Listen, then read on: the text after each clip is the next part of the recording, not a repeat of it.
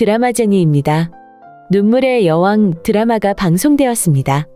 홍혜인이 기자회견장에서 쓰러진 이후 조금씩 병이 악화가 되는 듯한 양상이 보이고 있네요. 비자금을 찾으러 갔던 물류창고에서도 홍혜인에게 조금 혼미한 상황이 생겼습니다. 갑자기 나타난 윤은성을 백현으로 착각하게 되는데요. 비가 내리고 있어서 홍혜인이 감기라도 걸릴까 우려가 됐던 백현우는 홍혜인을 건물 앞에 두고 차를 가지러 주차장으로 뛰어갔었죠. 차를 가지고 오는 사이 갑자기 윤은성이 홍혜인 앞에 나타났습니다.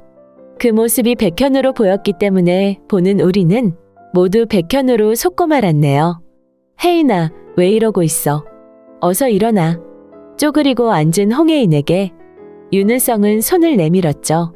목소리도 약간 울리고 있었고 비추는 화면도 심상한 분위기였는데요. 더구나 백현우는 기다리라고 하고는 자동차를 가지러 갔던 상황입니다.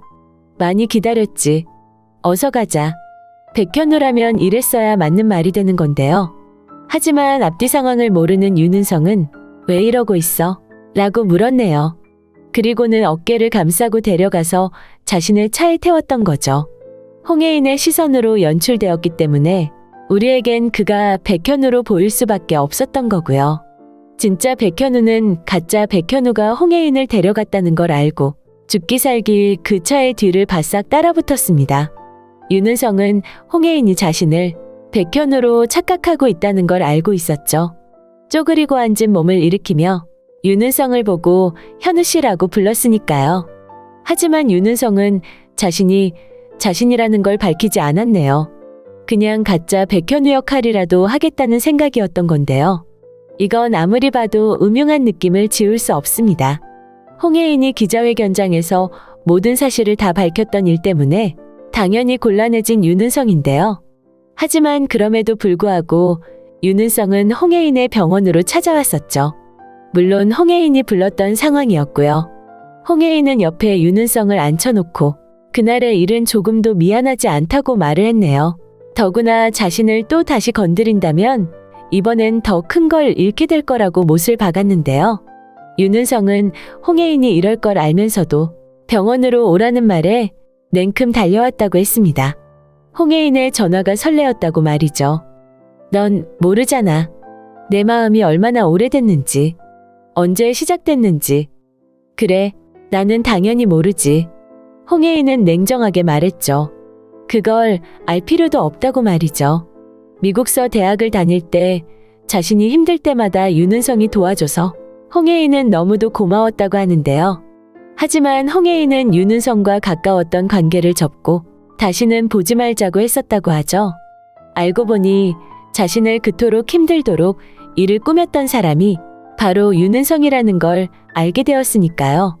그 말에 윤은성은 자신이 그런 일을 꾸미지 않도록 먼저 자신을 좋아해줬으면 됐지 않냐고 오히려 되물었었는데요. 이 부분은 윤은성이 사이코패스 경향이 있는 게 아닌가 충분히 의심할 수 있겠네요. 윤은성이 홍혜인을 언제부터 좋아하게 됐는지, 얼마나 오래됐는지 우리는 대충 알고 있습니다. 어릴 적 상록희망원에서 개에게 물릴 뻔한 홍혜인을 윤은성이 나서서 도와주었던 일이 있었죠. 때문에 홍혜인은 위기를 모면할 수 있었고요. 대학 때 있었던 일들의 내막을 알고 보니 그때의 일도 윤은성이 꾸민 게 아닌가 의심이 되는데요.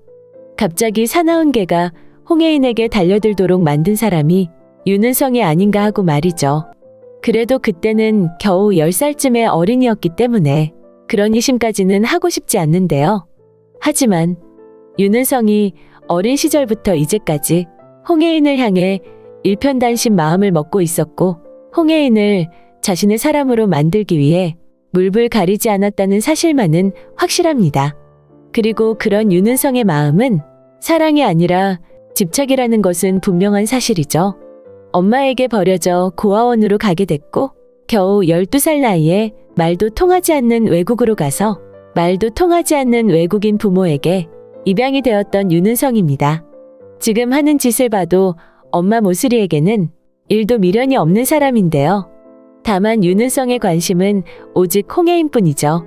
자신이 말했듯이 홍혜인에게 도움이 되는 사람이 되려고 얼마나 피나는 노력을 했었고 말이죠. 이건 사랑이 아닙니다. 자신이 어릴 적부터 표적의 대상으로 삼았던 사람을 쟁취하는 것이 인생의 목표였던 것일 뿐인데요. 그런 윤은성이 이제 홍혜인을 파고 들어갈 좋은 방법을 찾았네요. 자신이 스스로 백현우인 것처럼 위장하고 홍혜인에게 접근하는 것인데요. 백현우인 척 홍혜인을 속여서 차에 태우고 달리던 윤은성은 결국 막다른 골목에 이르러 죽기 살기 쫓아온 백현우와 딱 마주치고 말았죠. 진짜 백현우의 모습을 본 홍혜인은 이제야 옆자리 운전석에 앉은 남자가 백현우가 아니라 백현우로 착각했던 윤은성이라는 사실을 알게 되는데요. 차 내부의 문을 잠가버렸지만 홍혜인이 반항하는 이상 윤은성이 그대로 차를 운행할 수는 없겠네요.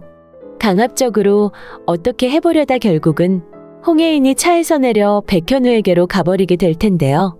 이제 윤은성은 홍혜인과 백현우 두 사람이 얼마나 사랑하는 사이인지 알고 있습니다. 기자회견에서 자신의 소신을 밝힌 홍혜인의 발언으로 인터넷이 뜨겁게 달궈지고 있는 것만 봐도 알 수가 있는 일이죠. 하지만 윤은성은 그런 것에 개의치 않고 있네요. 자신이 홍혜인을 차지하겠다는 일념으로 계속 악행을 저지르게 될 텐데요. 이번엔 어쩔 수 없이 홍혜인을 보내지만 다음엔 홍혜인을 반드시 데려오리라 더 굳은 마음을 가지게 되지 않았을까 싶네요. 과연 그 마음이 그대로 실행이 되고 성공을 거두게 되는 일은 없겠지만 말이죠. 가짜 백현우 사건 때문에 홍혜인은 진짜 백현우에게 더욱 마음이 절절해질 것으로 생각이 되네요. 진짜 백현우의 마음도 마찬가지일 거고요. 조금이라도 시간이 어긋나서 윤은성의 차를 놓쳤었다면 그 다음부터 벌어질 일은 상상하기도 싫은데요. 그리고 지금 홍혜인은 시간의 압박을 받는 중입니다.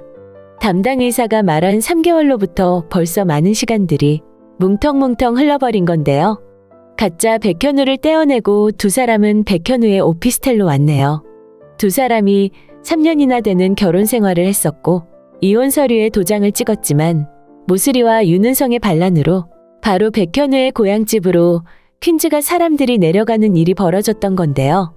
그러다 보니 백현우와 홍혜인은 한시도 떨어져 있었던 적은 없습니다. 하지만 결혼 1년 즈음에 임신했던 아기를 잃게 되면서 각방 생활이 시작되었던 건데요. 아기를 잃자 두 사람 사이에 마음의 공백이 생겼었죠. 둘 다 아기를 잃었다는 마음이 너무도 고통스러웠던 건데요. 그래서 둘 다 똑같이 아팠기 때문에 누가 누구를 위로해줄 입장이 아니었습니다. 보다 못한 홍혜인은 급기야 아기를 위해 마련해 두었던 아기방을 정리를 했었죠. 한 번의 상의도 없이 그 방을 비워버린 게 백현우는 너무도 속상했었고요. 왜냐면 백현우는 아기방을 만들면서 거기에 커다란 꿈도 함께 불어넣었던 건데요. 아마도 백현우 생각에는 아기를 또 가질 수도 있기 때문에 그 방을 정리하는 건 동의할 수 없었던 것으로 보이네요. 하지만 방은 비워지고 말았죠. 그래서 백현우는 그 방으로 자신의 짐을 모두 옮겼네요. 그리고 그때부터 각방 생활을 시작하게 되었던 거고요. 한 집 살림이지만 각방 생활이라 달달한 로맨스는 더 이상 없어지고 말았습니다. 그러다 함께 둘이 한 침대를 쓴 건 얼마 전 독일에서의 며칠이 처음이었던 건데요. 그리고 이번 현우의 오피스텔이 두 번째가 아닌가 싶네요. 두 사람은 서로 절절히 사랑하고 있다는 사실을 잘 알고 있습니다. 더구나 홍혜인은 기자회견에서 쓰러지고 깨어나자마자 백현우에게 뜬금포 고백을 했었죠. 사랑해. 처음 봤을 때부터 지금까지 사랑했어. 이 말에 백현우뿐 아니라 우리 모두 울컥했었는데요. 혜인이 왜 그런 말을 하는지 우리는 알고 있습니다. 쓰러져 병원으로 옮겨지는 과정에 홍혜인의 머리에는 그 생각밖에 없었죠. 백현우에게 사랑한다는 고백을 못하고 자신이 죽어버리면 어쩌나 하는 걱정이었는데요. 죽을 수도 있는 상황에 사랑 고백으로 머리가 가득 차 있었으니 홍혜인이 얼마나 백현우를 사랑하는지 충분히 짐작을 할 수 있겠네요. 사실 먼저 고백을 했던 사람은 백현우였죠. 용두리 슈퍼에서 형이랑 술을 잔뜩 마시고 집으로 돌아온 날 혜인의 방 앞에서 백현우는 사랑한다고 말을 했었는데요. 현우는 혜인이 잠이 든 줄 알고 있었지만 혜인은 그 말을 모두 다 들었었죠. 현우가 들어오는 소리를 듣고 나가보려다 문고리 잡은 손을 내리고 말았던 건데요. 각방을 쓰고 이혼 서류에 도장까지 찍었지만 두 사람은 서로를 절절히 사랑하고 있다는 사실을 아주 잘 알고 있습니다. 그런 상황에 다시 둘만의 오피스텔에서 밤을 보내게 된 것이고요. 아마도 이번엔 확실히 혜인이 임신을 하게 된 것으로 보이는데요. 임신을 하게 되면 산모의 몸 상태가 변화하면서 호르몬 분비도 달라지고 백혈구 수치도 높아진다는 걸 이미 여러 번 리뷰에서 말씀드렸습니다. 그리고 지금 홍혜인은 백혈구 수치가 낮아서 독일 병원에서 진행하는 치료법을 적용할 수 없는 상태인데요. 독일 병원 의학 박사의 말에 의하면 백혈구 수치가 4,000에서 1만 퍼 마이크로리터 정도 나와야 그 치료법을 쓸 수 있다고 했었네요. 그 당시 홍혜인의 백혈구 수치는 1,500 정도였고 지금은 3,000 정도가 나온다고 하는데요. 임신을 하게 되면 백혈구 수치가 높아져서 4,000 정도는 거뜬히 넘게 되는 건 당연한 일입니다. 그리고 또 하나의 상승 효과를 나타낼 열매가 등장하게 되겠네요. 용두리에는 장국영을 닮은 동네 상담가 영송이 있습니다. 영송은 넓은 면적의 뽕나무 밭을 가지고 있다고 했죠. 오디는 뽕나무에서 자라는 열매이고요. 영송은 우연히 홍범자를 보게 되고는 오디 열매를 먹으라고 주었는데요. 홍범자는 비닐봉투에 담은 오디를 받고는 혹시 사랑 고백이 아닌가 혼자 가슴이 설레기도 했었네요. 사실은 영송이 오디 열매를 수확해서는 동네 사람들에게 다 퍼주는 상황이었던 건데요. 오디 열매는 특별한 효능을 가진 열매입니다. 면역력을 강화해 가장 좋은 열매로 백혈구의 활동을 강화시키는데 큰 도움을 준다고 하는데요. 하필 백현우의 엄마 전봉에는 영송으로부터 커다란 다라이에 한가득 받은 오디를 가지고 오디즙을 만들고 있었죠. 아마도 홍혜인에게 이번에도 기적이 일어날 것으로 생각이 되네요.